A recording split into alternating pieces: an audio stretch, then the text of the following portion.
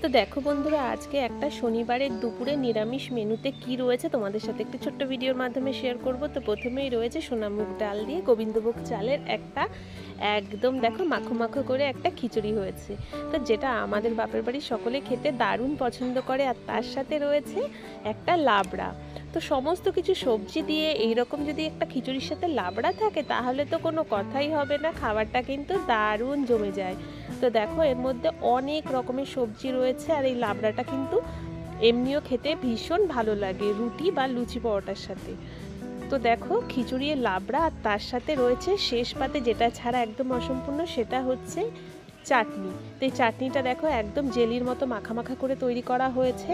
তো টমেটোর এই চাটনির মধ্যে একটু খেজুর আর আমসত্ত্ব দেওয়া হয়েছে, তাতে কিন্তু স্বাদটা দারুণ হয়। আর তার সাথে রয়েছে দেখো কৃষ্ণনগরের সর পুরিয়া, আর ছিল সর ভাজা।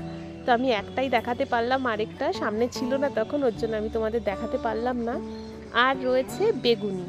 তো দেখো ব্যাটারটা আমি একদম মেখে রেখে দিয়েছি, তো আমি বেগুনিটা এখনও বানাইনি, একদম খাওয়ার সময় গরম গরম ভাজবো। তো আজকের পুরো মেনুটা তোমাদের কেমন লাগলো সেটা আমাকে কমেন্টে অবশ্যই জানিও। তো এখন চলো টাটা।